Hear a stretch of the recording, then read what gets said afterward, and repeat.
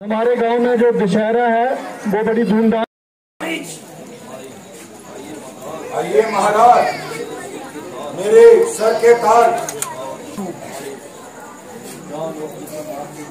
मेरी जान व जिस्म आपके चरणों पर कुर्बान है।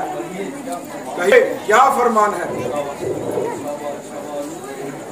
शाबाश शाबाश मेरे बहादुर, तू बड़ा दिलेर है, आखिर शेरों का शेर है।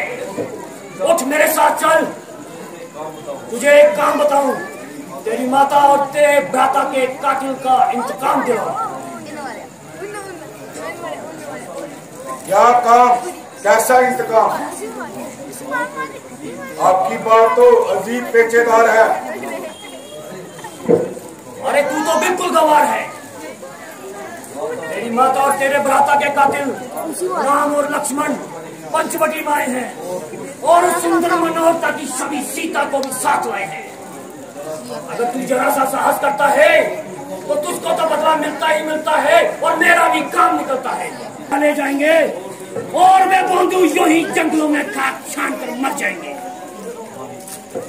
राम और लक्ष्मण क्यों, पेशाब निकल गया? मैं आपका ताबेदार हूँ और हर तरह से आपकी खिदमत करने के लिए तैयार हूँ, मगर क्या करूं, अब तो कब्र में पांव लटकाए मरने को तैयार हूँ। गर्दिशे जमाने से हर मनुष्य मजबूर है, इसमें ना आपका जोर चलता है ना कोई मेरा कसूर है।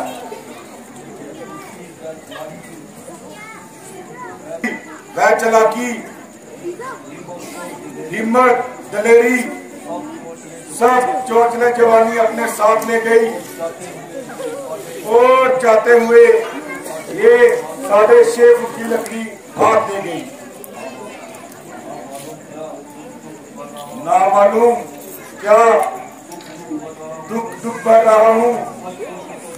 सच पूछो तो जिंदगी की दिन पूरे कर रहा हूँ। मजबूर हूँ, लाचार हूँ, इसी में है। आप भी इस नापाक इरादे से बाज आ जाएं और खामखा ये सोती राम ना जगाए। मैं तो उनके हाथों को अच्छी तरह आजमा चुका हूँ और उनके सामने ना जाने की कसम खा चुका हूँ। अच्छा देख, मैं तेरी कसम तोड़ता हूँ। अपनी जान माल के सदके मुझे माफ कर दे, मैं आपके आगे हाथ जोड़ता हूँ। अरे नालायक, केवल तू ही इनकार करता है, वरना हर एक सरदार मेरे इस फैसले के अनुकूल है। ये आपकी भूल है। जिसने आपको ये सम्मति दी है वह पल्ले सिरे का नामाकुल है। मुझे मालूम नहीं कि मैं कौन हूँ? रावण हूँ, रावण। माना याद रखिए, आप एक हैं, वह 51 है।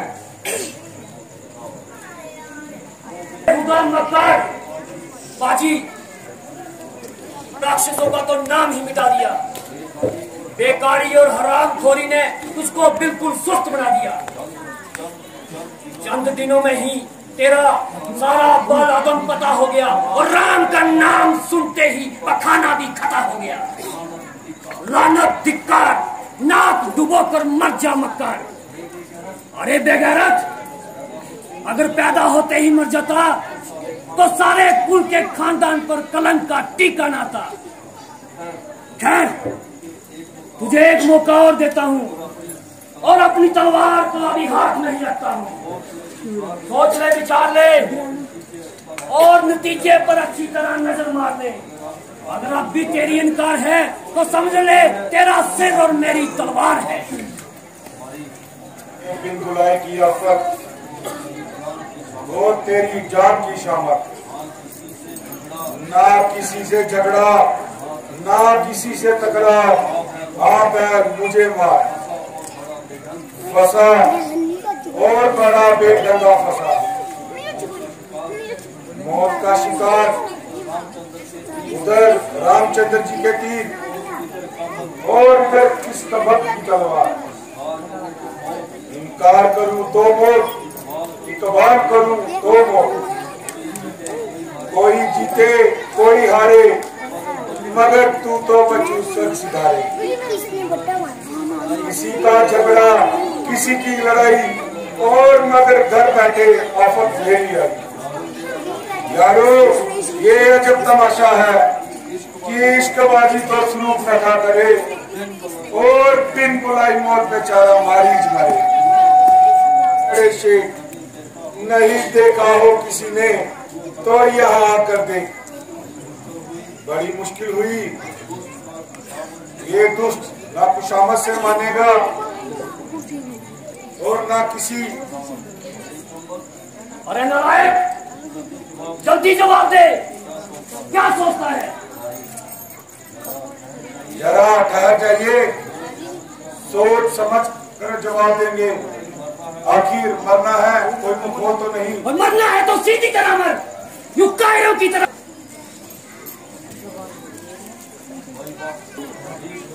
ये अजीब जबरदस्ती है। अजी जनाब, 10 मिनट की मोहलत तो फांसी के मुजरिम को भी दी जाती है। ये कैसी बेहुदा हंसी है? महाराज, ये आपके नजदीक हंसी होगी। मुझसे पूछो जिसकी जान मुसीबत में फंसी है। दिल लगी करने का नहीं है। अजी जनाब, ये वक्त तो मेरे मरने का है। ओ बदजुबान, तू मेरी नरमी का नजायज फायदा उठा रहा है और कैंची की तरह जबान चला रहा है। अब तेरी बातों का जवाब मेरी जुबान नहीं बल्कि तलवार देगी, और तेरा ये नशा पल भर में उतार देगी। नशा दे अपनी हद को नहीं छोड़ेगा। अगर अब ज्यादा इनकार करूंगा पहले मेरी गर्दन तोड़ेगा। अच्छा, जो हो सो हो, मरना तो आ ही गया, फिर कायर भी क्यों कहलाऊं, और इस दुष्ट के हाथों अपनी जान क्यों गवाऊं। यदि रामचंद्र जी का निशाना चूक है, वो हो सकता है उसके हाथ से बच जाऊं, लेकिन ये तो इसी वक्त तलवार लिए खड़ा है। शैतान, तेरा किस और ख्याल है? तूने मेरी बात का भी सीधा सीधा जवाब नहीं दिया। की भला मेरी क्या मजाल है, मगर ये तो बताइए आपने अपनी कामयाबी के लिए क्या सोचा है?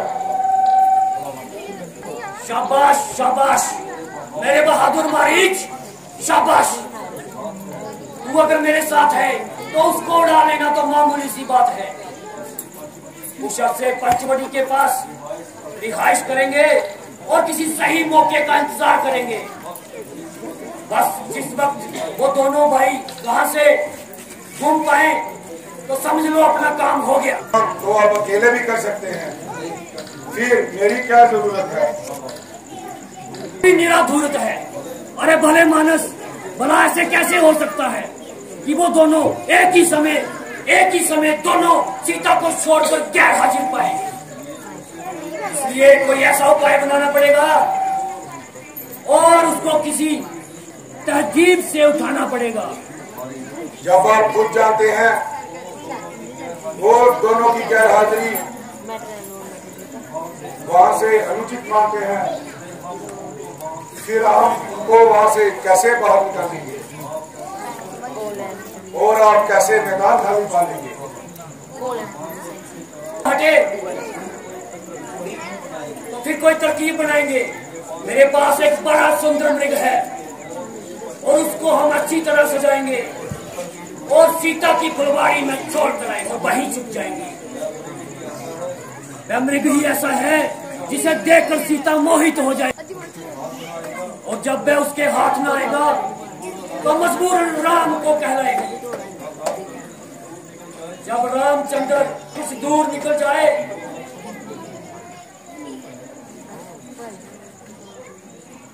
या बेमानी तेरा आसरा। चलिए महाराज।